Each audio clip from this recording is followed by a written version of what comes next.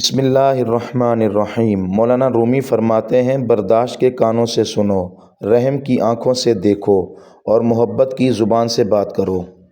سکا وہ نہیں جس کی رگوں میں ایک ہی خون ہو، سکا تو وہ ہے جو وقت پر ساتھ کھڑا ہو۔ دو اصول کبھی نہ بھولیں، ایک اپنی ذات کی قدر کسی بھی حال میں کم نہ ہونے دیں اور دوسروں کی عزت کا خیال ہر صورت میں رکھیں۔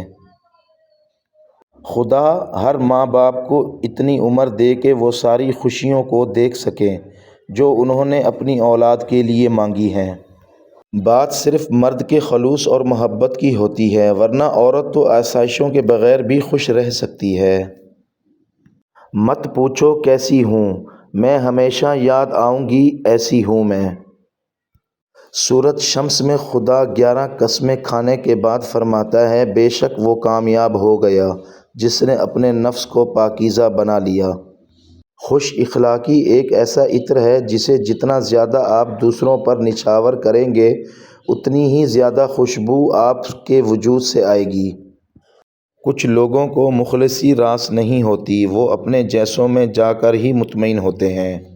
عقابوں سے پرواز میں اگر اونچ نیچ ہو بھی جائے تب بھی کووں کو ان پر ہنسنے کا کوئی حق نہیں بنتا۔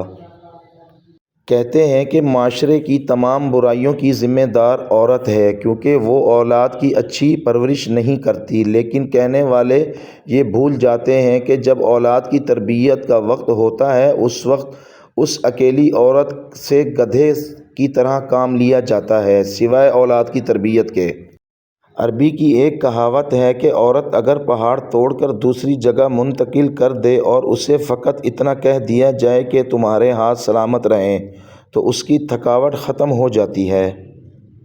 منفرد بنیے، فوٹو کاپی نہیں، کیونکہ فوٹو کاپی کو ہمیشہ تصدیق کی ضرورت پڑتی ہے۔ نکاح سے پہلے محبت چاہے زمزم سے دھلی ہو یا قرآنی آیات سے دم کی گئی ہو، گمراہی ہے، دھوکہ ہے، فریب ہے، بے حیائی ہے، حرام ہے اور بے سکونی ہے۔ جس عورت کے سینے پر دائیں طرف تل کا نشان ہو تو سمجھ جائیں وہ عورت بہت صابر اور ذہین ہے۔ جب غریب لوگ خودکشیاں کرنے لگیں گے تو سرمایہ دار رسیاں بنانے اور بیچنے کا دھندا شروع کر دیں گے۔ کبھی کبھی دودھ میں گری مکھی دیکھ کر بھی آپ دودھ نہیں پھینکتے بلکہ پی جاتے ہیں، بس یہی محبت میں ہوتا ہے۔ عورت آپ کے نکاح میں ہو یا نہ ہو، غیروں سے ڈسکس نہیں کرنا چاہیے۔ مرد کا غرور ہوتی ہے ایک پاکیزہ عورت، اور عورت کا مان ہوتا ہے ایک با کردار مرد۔ عورت اس مرد کے سامنے رو پڑتی ہے جس سے وہ محبت کرتی ہے، ورنہ آنسو تو وہ اپنی ماں سے بھی چھپا لیتی ہے۔ غرور اور تکبر سے بچیں۔ کائنات کا پہلا گناہ نہ شرک تھا نہ کفر تھا، بلکہ یہ تھا کہ میں اس سے بہتر ہوں۔